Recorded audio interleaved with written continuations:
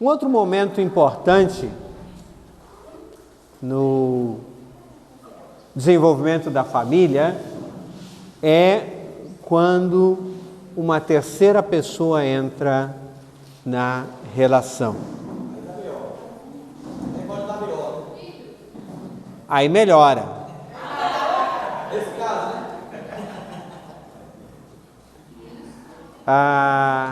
Que é o nascimento de um filho. O nascimento de um filho, como eu falei, também é um momento de desorganização e de reorganização familiar. Vai trazendo uma série de questões novas, né? Para começar, mexe na estrutura física da casa. O nascimento do filho mexe na estrutura. Onde é que se vai colocar esse filho? Coloca o bercinho dele no quarto dos pais, coloca num quarto separado, põe no corredor, na lavanderia. Onde é que vai colocar esse... Não sei. Aonde vai ter esse espaço, né? Mexe-se com os tempos familiares.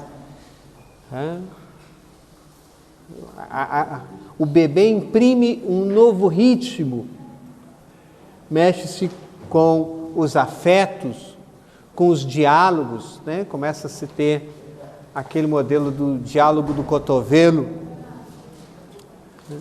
Conhece o diálogo do cotovelo? Não? O bebê chora de noite, aí, vai você, não, vai você, vai você. Vou dar uma cutucada com o cotovelo para ver quem é que vai atender o bebê. Tudo isso transtorna o relacionamento familiar. Vai desestabilizar uma série de questões antigas, criar novas questões. Por exemplo,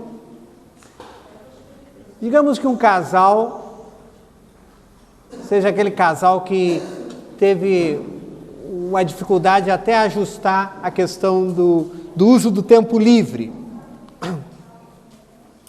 Casal, um homem que queria viver uma vida mais de solteiro, né?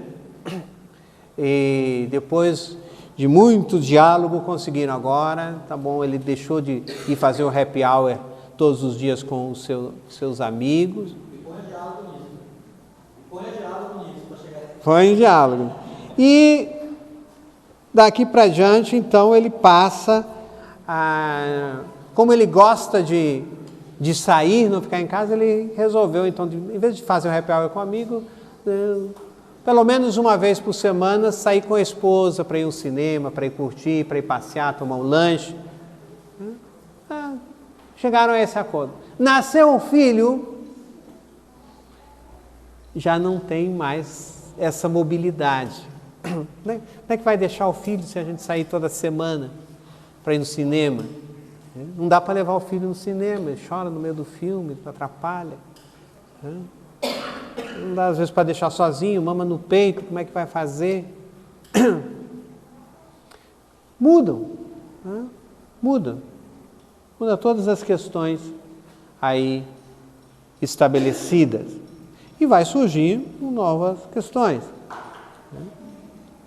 Então, esses acordos vão sendo mudados, vão sendo transformados. Isso gera uma certa tensão, uma certa desestabilização. A época de gravidez já é uma época de mudanças. Para alguns, a época de gravidez é um momento muito gostoso, agradável, de expectativa. Para outros é difícil, pesaroso. Tudo isso são mudanças. Modifica o relacionamento entre o casal, especialmente aquilo que nós chamamos de jogo íntimo a dois, né? Agora, os afetos são triangulados. Precisa-se ter tempo para dar cuidado e afeto para o bebê. Isso pode despertar ciúmes. Antes, 100% do tempo e do afeto da esposa era para o marido. Agora ela tem que dividir entre o marido e o filho. O marido às vezes pode ficar com ciúmes. Às vezes essa divisão não é bem balanceada.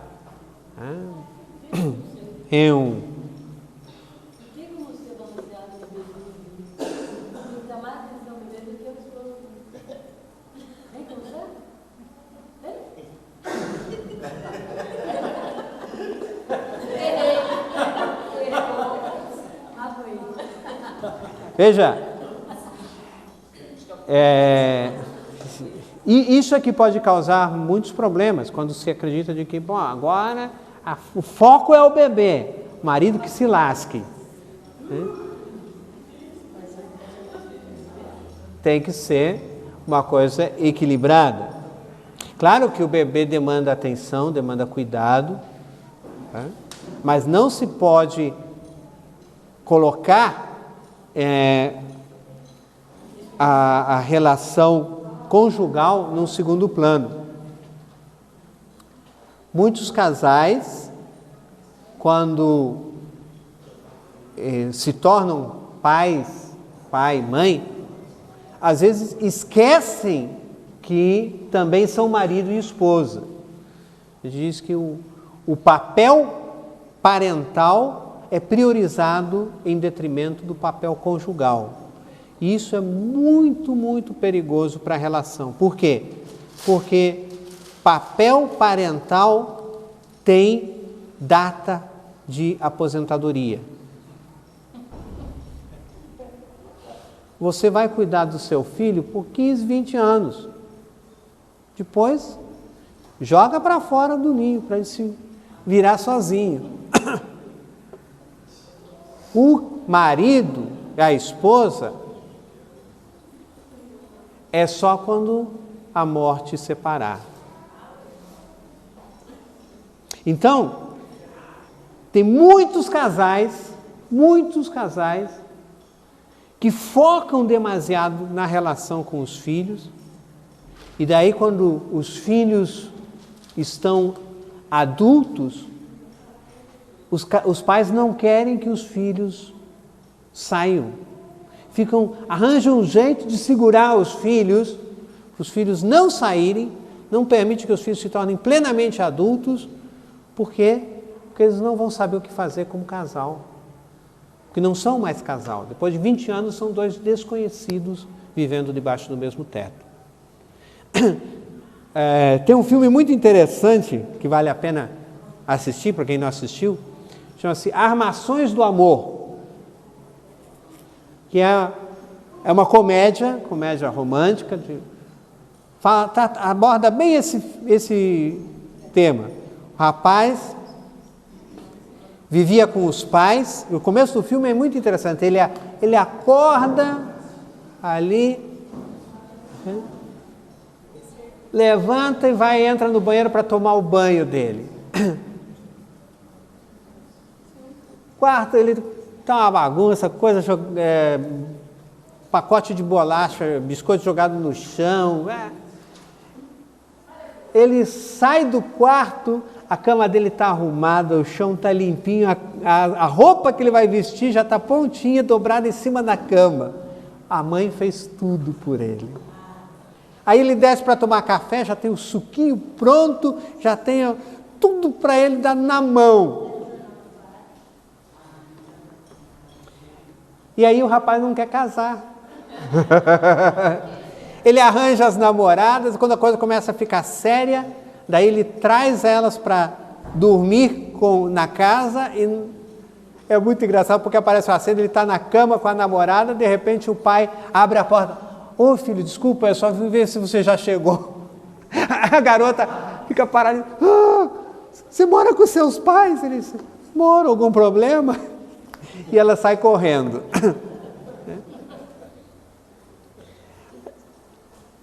Mas nesse filme é muito interessante, que daí depois os pais veem que os outros amigos, os filhos estão todos casando e etc., saindo de casa, e aí o casal, né, pode ir viajar, curtir a vida só como casal. E aí eles resolvem, então contratam uma que vai se passar por namorada do rapaz. Né? E aí tem toda uma trama. E é muito interessante, no final ele descobre essa trama. E ele pergunta para a mãe, mas se vocês queriam que eu saísse de casa, por que vocês, em vez de armar tudo isso, por que vocês não me pediram? E a mãe olha para ele e fala uma coisa muito importante, muito significativa.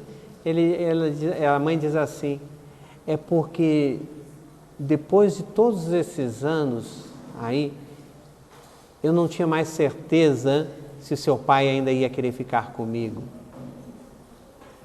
Porque eles viveram só em função do filho e não viveram em função do relacionamento conjugal deles.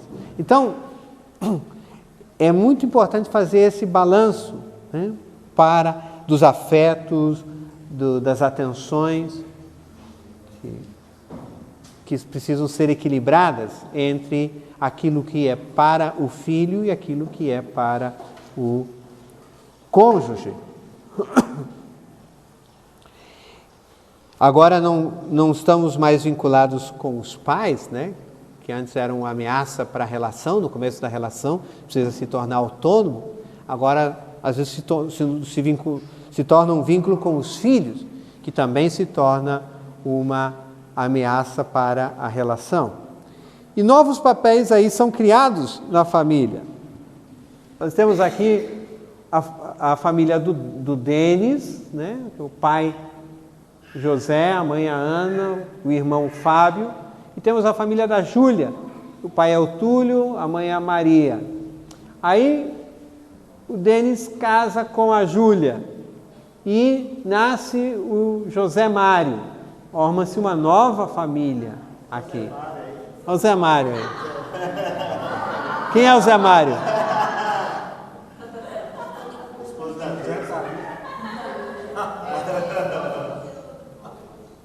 Então, quando nasce essa criança, toda essa família precisa se reajustar, porque todo mundo também cria novos papéis.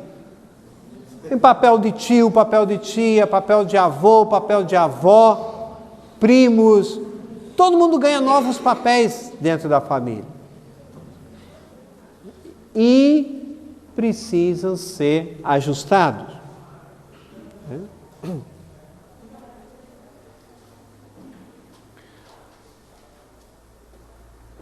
Avô, eu sou avô, eu posso falar isso.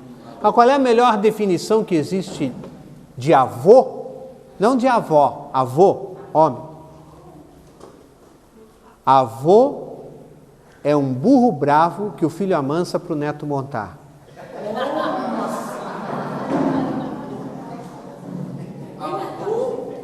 É um burro bravo que o filho amansa para o neto montar. Por quê? Porque com o filho a gente é durão, não pode. O neto pode. Puxa, monta cavalinho. O avô é agora mais experiente, é muito mais complacente, né? Com os netos. E com o xodó dos vovôs.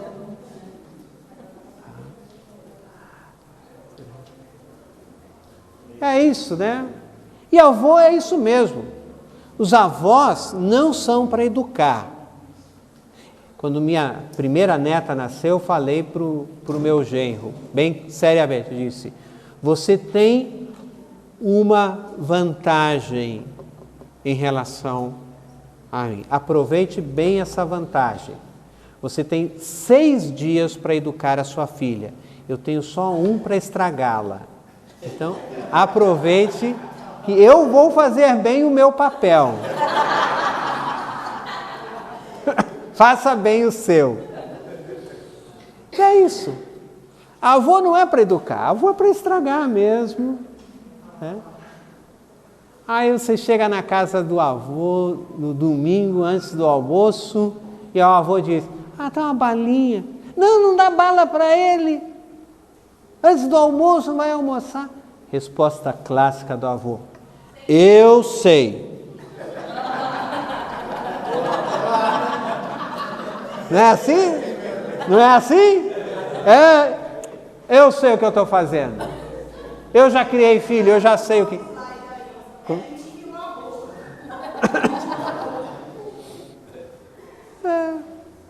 Mas é claro, o avô é para isso mesmo. Não adianta querer que o avô e a avó vão educar.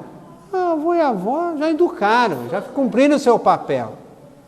Agora eles são mais light nessa questão.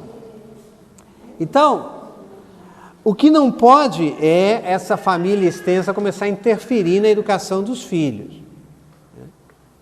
A criança sabe muito bem o que é a casa dela e o que é a casa do avô. O que pode na casa dela e o que pode na casa do avô. Ela não confunde essas coisas. Não se preocupa não. Sabe muito bem. Na casa da vovó tem as coisas especiais. Eu sempre brinco porque a minha neta é bem miudinha, bem magrinha. E aí a minha filha diz, ela não quer comer, ela come muito pouco. Chega na casa da avó, come! Essa comida da avó é diferente. Comida de avô é diferente. Tem tudo diferente.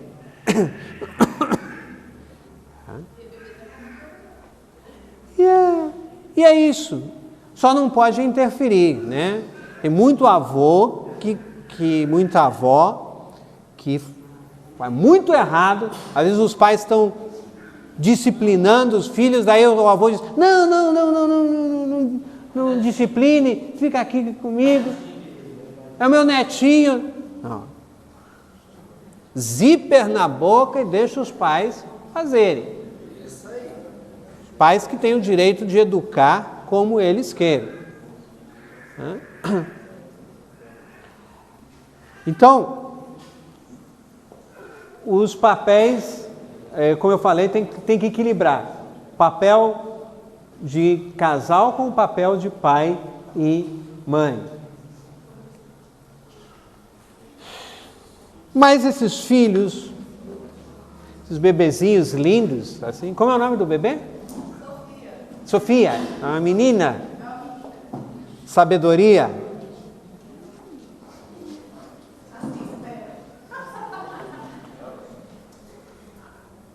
Eles só têm um problema, eles crescem.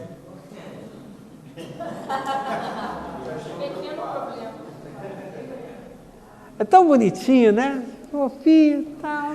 Às vezes vão crescendo e vão em busca de mais espaço.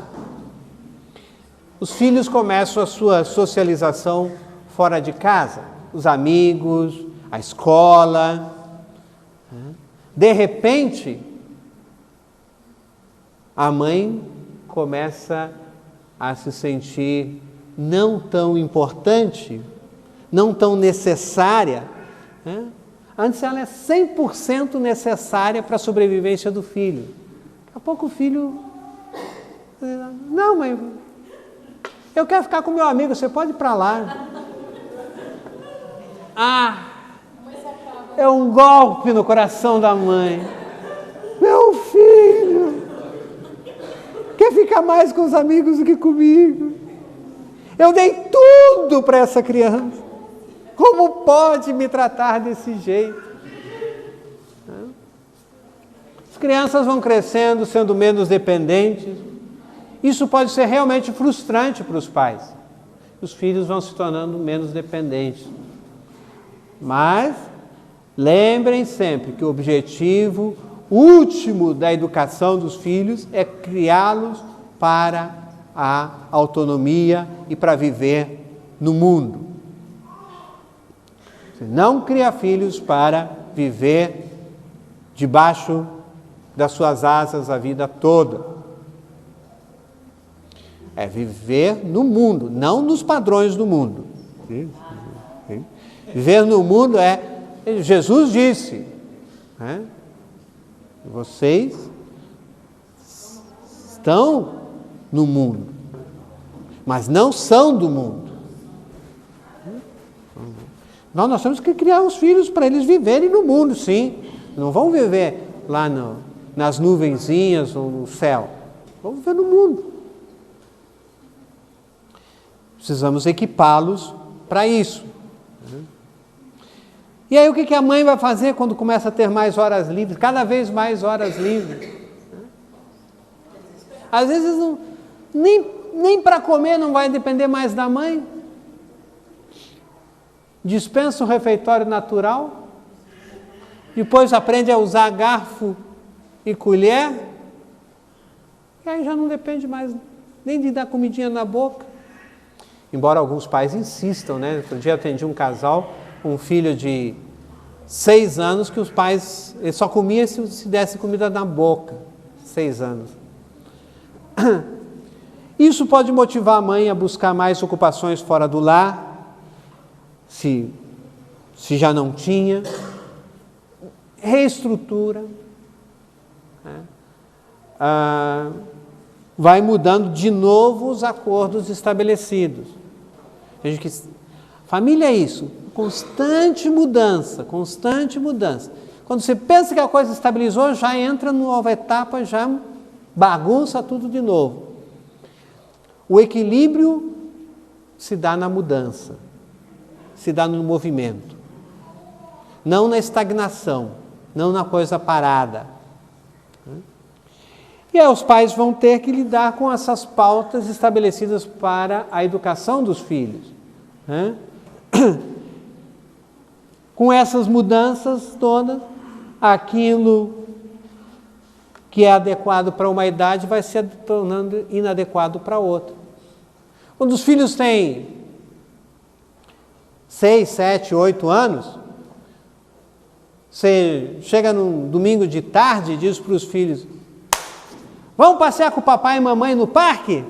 Eles dizem: oba, pega as bicicletinhas, bota no porta-mala do carro, eles vão felizes da vida, abre a porta do carro, eles entram correndo: vamos passear com o pai e com a mãe. Passam-se míseros 5 anos, eles já estão com 13, aí você chega no domingo de tarde: e aí, vamos passear com o pai e com a mãe no parque? Eles te olham com uma cara assim: ficou louco? Sem chance. Eu vou pro shopping com a turma. Turma vai se encontrar no shopping. Aí você vai sair com eles na rua, estica a mão e diz: ô pai, não vou pagar mico. Que é isso? Que é isso, pai? Não dá mão dada com você. Poxa, há pouco tempo eles adoravam ir balançando a mão comigo na rua, agora não quer nem me dar a mão. Vai levar para a escola: pai, deixa aí na esquina, eu não preciso ir lá na esquina. Não quero pagar mico, pai. Aí você para e: onde foi que eu errei? Não errou, muda. Essas pautas muda. Vai acontecer. De repente a tua princesinha não vai querer andar com o velho rei. Ela vai querer mais olhar os príncipezinhos à disposição por aí.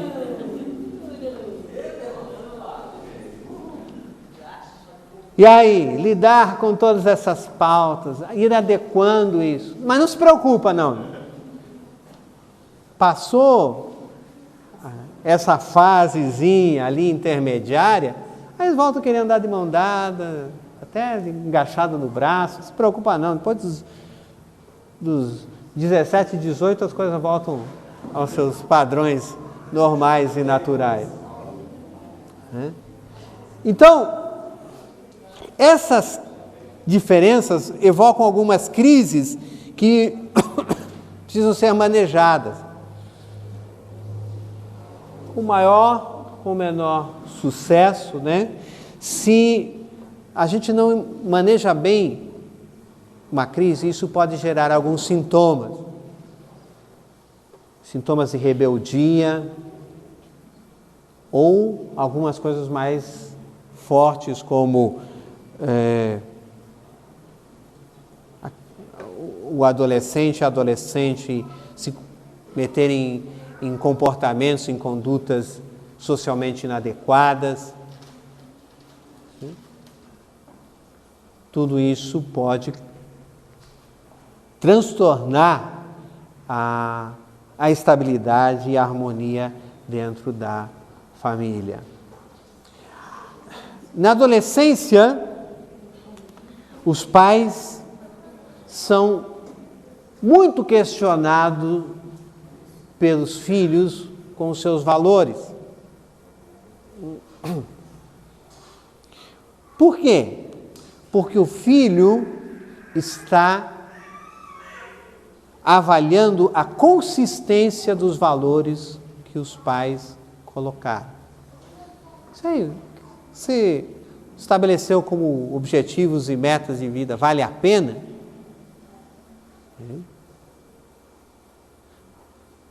Por exemplo, os filhos podem pensar assim, meu pai, a vida inteira dele correu atrás da grana, trabalhou 10, 12 horas por dia para ganhar dinheiro. Agora meu pai está com 50 anos, acabadaço, e está sem dinheiro. Então, eu não vou querer saber de correr atrás de grana, não. Eu vou surfar. Eu vou... Para quê esse negócio de trabalhar? Trabalhar para o meu pai e para os burros. Eu vou curtir a vida, enquanto der. E aí começa a apresentar sintomas, né? Aí os pais chegam desesperados. Meu filho não quer trabalhar, não quer estudar e tal. Quais são os valores que se passou para ele a vida toda? Parece que não foram consistentes, né? A vida toda achou que o importante era ganhar dinheiro, se matou de trabalhar para ganhar dinheiro e não conseguiu acumular. Daí?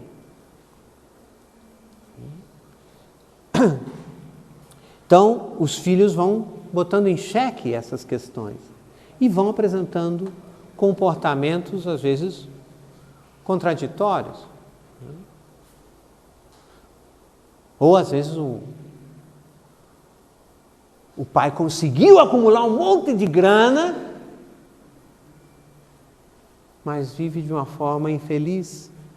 O filho percebe, o pai precisa todos os dias chegar em casa e tomar o seu scotch. 2 dedinhos, né, de scotch.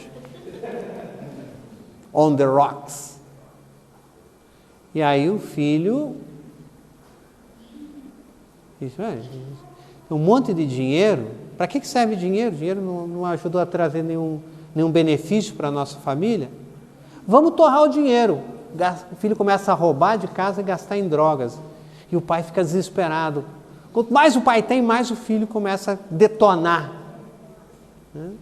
Aí pega o carro, arrebenta o carro no poste, que está drogado. Está tudo bem. É assim. Isso é uma forma de confrontar os pais com seus valores inadequados. São sintomas que surgem. Que a gente tem que olhar não só o problema em si, o que está por trás disso tudo. Então os filhos questionam porque eles estão buscando a sua identidade. Se o filho vê valores consistentes dos pais, eles vão adotar aquilo para si e vai fazer parte da identidade deles. Não, isso aqui que meu pai sempre falou que isso aqui era importante, ele foi coerente e eu vejo que ele é feliz com isso. Isso é o que eu quero para mim, para a minha vida. Porque os filhos não são bobos, aquilo que é bom e que gera felicidade, eles querem assumir para eles.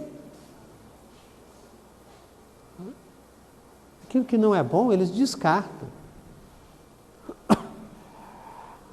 E os pais também quando os filhos estão entrando na adolescência, os pais estão entrando naquilo que nós chamamos de meia-idade. Ou seja, mais ou menos na metade da sua vida útil. O sujeito pensa em viver 80 para 90 anos, quando ele está entre 40 e 50 anos, ele está na metade da sua vida útil. E é quando os filhos estão entrando na adolescência. E aí, os próprios pais começam a questionar a respeito dos seus valores.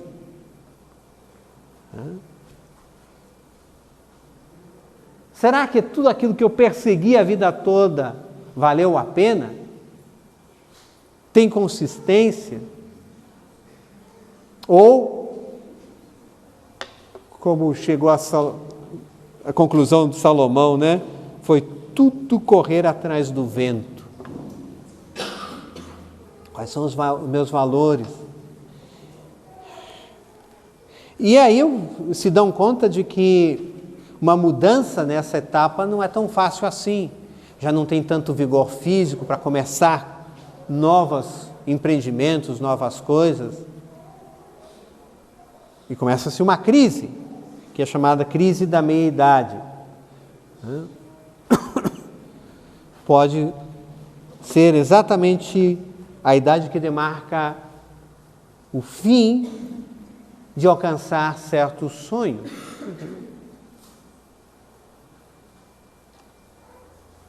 Eu, em certa ocasião, acompanhei uma família que o pai da família era aficionado por futebol e quis fazer carreira, né, um jogador de futebol. Mas nunca conseguiu muita projeção.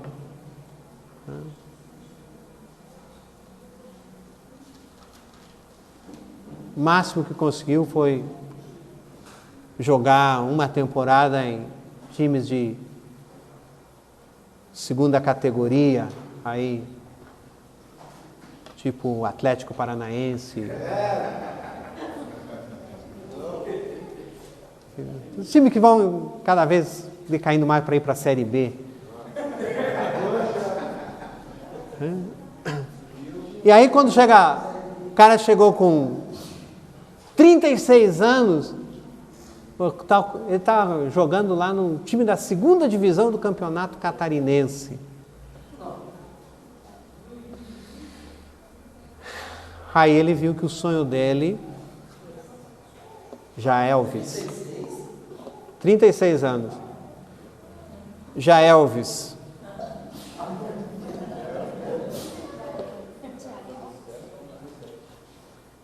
aí vai entrar em crise, né? Crise. Um pouquinho antes da meia-idade, mas entra em crise. Pode isso gerar muitas depressões, tá? Para os homens, especialmente, para as mulheres também. Os homens caem mais em depressão nessa idade. E algumas compulsões, especialmente compulsão por álcool e compulsão por sexo. O cara acha que com 40 e tantos anos, 50 anos, ele vai ser o Dom Juan. Sai por aí tentando conquistar menininhas. E às vezes até consegue. Tem umas meninas com autoestima muito ruim que se envolvem com uns caras de 50 anos aí, porque acham que não vão conseguir coisa melhor. Não se valorizam também. E isso aí vai desestruturando toda a família. E é comum que nessa etapa o casal se comunica muito por intermédio dos filhos. E os filhos vão se deliciar com essa estratégia dos pais. Vai lá e diz para sua mãe, vai lá e diz para o seu pai, filho adolescente, né? Aí o que acontece? O filho usa isso a favor de si. O filho adolescente não é bobo. É uma adolescente que aprendeu rápido que os pais faziam isso. Daí ela chegava lá e dizia, mãe, eu posso sair? Vai lá e pergunta para o seu pai. Pai, eu posso sair? Vai lá e pergunta para sua mãe. Daí ela pensava assim, aí ela começava assim, pai, eu posso sair? A mãe deixou. Se a mãe deixou, tá tudo bem. Daí ela ia para a mãe e dizia, mãe, eu vou sair, viu? O pai deixou. Aí a mãe dizia, bom, se seu pai deixou, tudo bem. Aí depois o casal já lá, pô, mas você deixou ela sair? Não, foi você que deixou. A menina dizia assim, eu sabia que eles iam deixar, eu só antecipava. Esperta. Por quê? Porque se ela dissesse que um deixou, o outro ia deixar. Então, ela só antecipava a ideia. Ela não mentia. Ela só antecipava uma informação. Você era assim? Olha, tá vendo? Os dois não se entendiam. É preciso tirar vantagem em tudo, certo?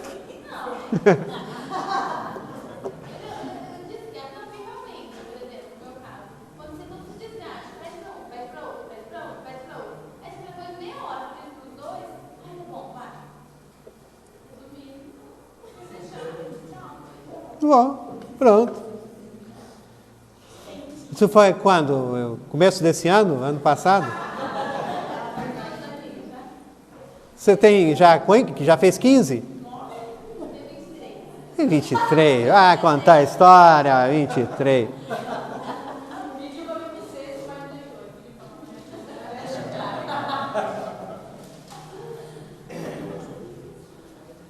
Mais de 15, olha a cara dela, não tem mais de 15. 23 tem a esposa dele lá, aqui, ó, tem cara de 23. Você não acha que ele tem meio cara de pedófilo? Não, ele foi... Não.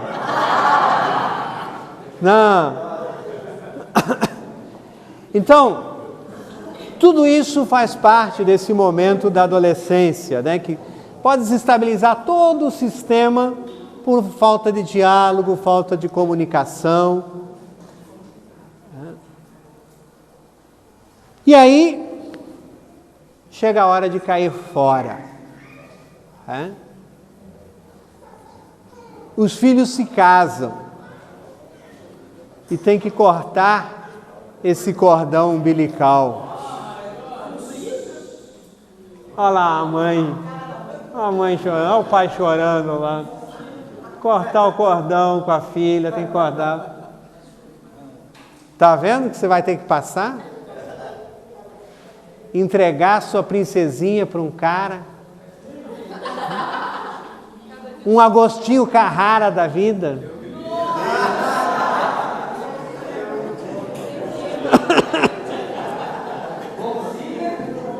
Imagina o cara chegando na sua casa se chamando de Lineu. Ô Lineu! É ruim?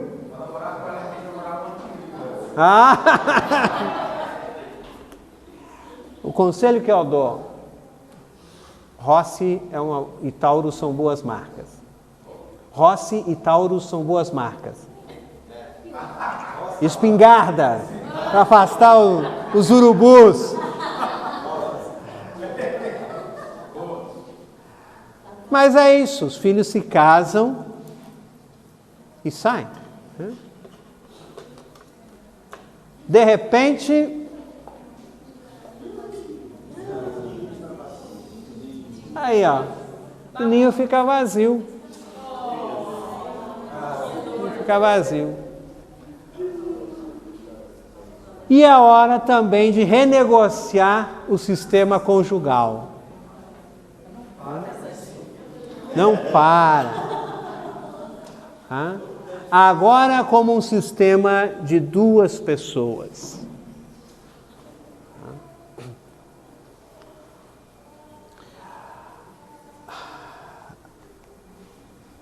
Então, como eu disse, os casais cuja vida toda foi vivida em função somente dos filhos, vão estar novamente frente a frente.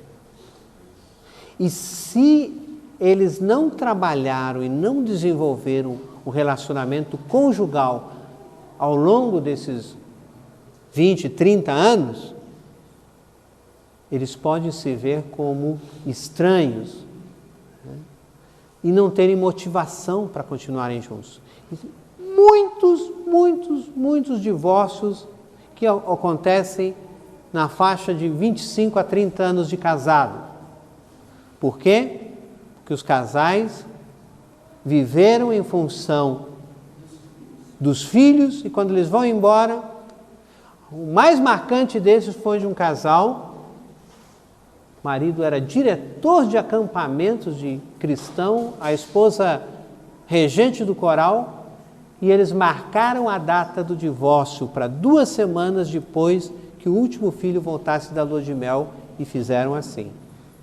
O filho voltou da lua de mel, 2 semanas depois reuniram todos os filhos e disseram: estamos nos divorciando porque não temos mais nada em comum. O que nós tínhamos em comum eram vocês, cumprimos a nossa tarefa,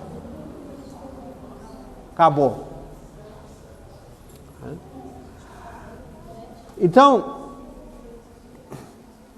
é muito importante que o casal mantenha sempre o relacionamento conjugal bem trabalhado, tá? Investindo em tempo de qualidade no relacionamento, tá? Priorizando o casamento. Por quê? Porque justamente os filhos se vão.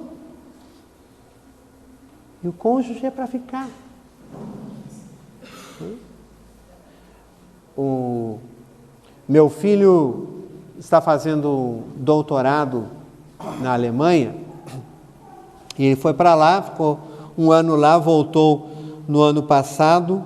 A noiva dele estava terminando a faculdade, voltou, casou no ano passado e seguiram os dois de volta para a Alemanha.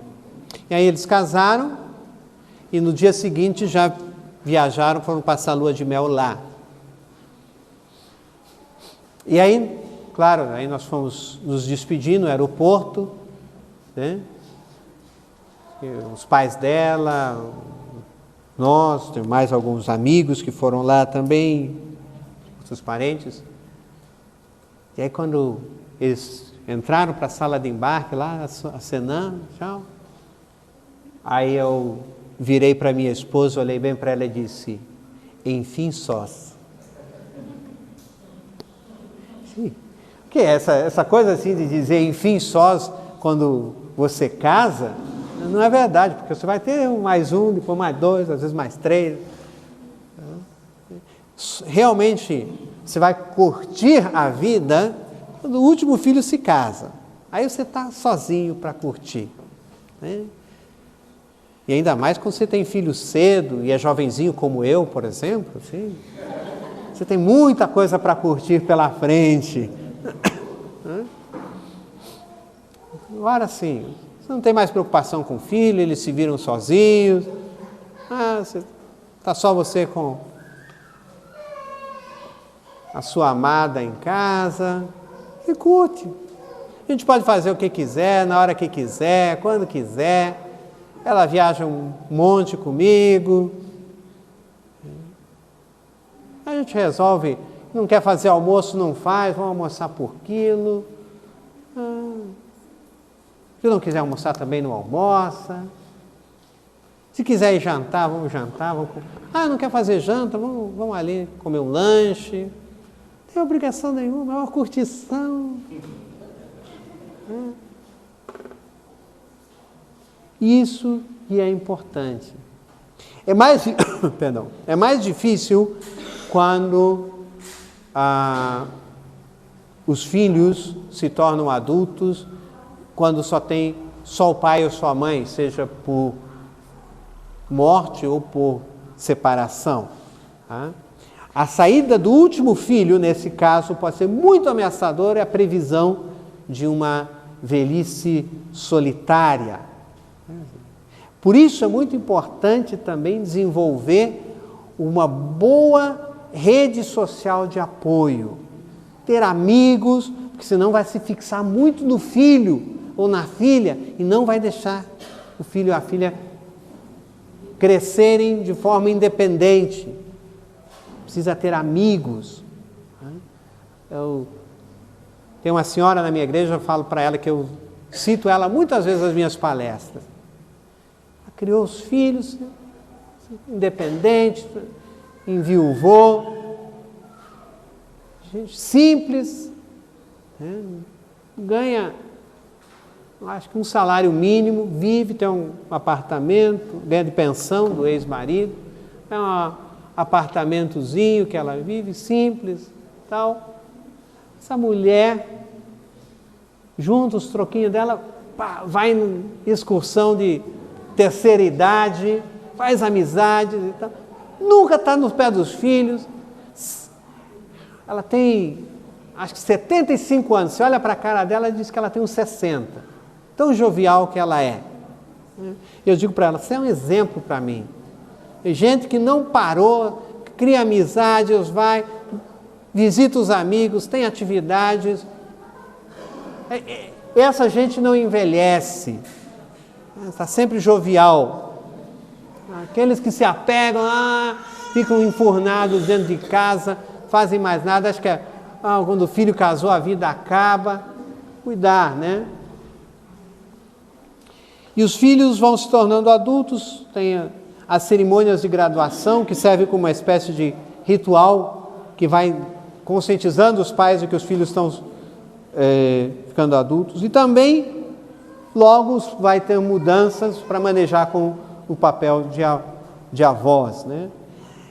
Essa é considerada a etapa de maior turbulência na vida familiar, quando os filhos deixam o lar. E mais ajustes. Por isso, onde podem surgir maiores sintomas, depressões, compulsões, surgem muito nessa hora aqui. Mas a vida familiar ainda não acabou, ainda tem uma última etapa, né, que é quando o casal consegue liberar os seus filhos, chegam a um período de relativa harmonia conjugal, mas aí vem um momento em que o casal tem que se retirar da vida ativa, a aposentadoria, pode ser do marido ou do casal. Isso de novo mexe com a estrutura familiar. Por quê? Às vezes aquele marido, né, que passou a vida inteira trabalhando fora, nunca se importou com nada. Primeiro dia de aposentadoria, o marido levanta, encosta na porta da cozinha lá, a mulher está varrendo a cozinha, ele olha, por que você está varrendo a cozinha de lá para cá? Se você varrer daqui para lá, e começa a dar piteco do trabalho da mulher. Cuidado, pode quebrar um cabo de vassoura na sua cabeça. Tem muitas mulheres que dizem assim, por favor, arranje alguma coisa para fazer. Não aguento mais esse homem em casa. Fica me azucrinando o tempo todo. E realmente tem muitos maridos que começam aí a dar piteco em coisa que ela não fez por 40 anos, agora começa a... Não, mas tem que fazer desse jeito, faça assim. E a mulher fica doida. Ou então tem um marido que quando se aposenta muda de nome. Sabe o marido que muda de nome? Já aposentado? Não? Cuidado para quando não se aposentar, tua mulher não começar a te chamar de Jax. Já que você está aí, faz isso para mim. Já que você está aí, faz aquilo para mim. Qualquer que seja o seu nome, você põe essa ser chamado de Jax.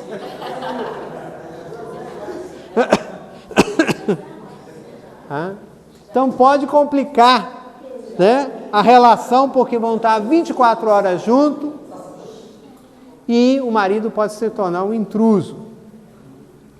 E finalmente o último passo da estrutura familiar é ter que enfrentar a morte. Começam a morrer os parentes próximos, um dos cônjuges morre, o outro fica sozinho. E daí? Até quando você vai ficar sozinho? Vai morar com os filhos? Não vai morar com os filhos? Vai para um lar de idosos? Tudo isso, todas essas decisões ainda são complicadas no final da vida. Não é fácil. Não é fácil. Coisas assim que você tem que pensar muito. Como solucionar?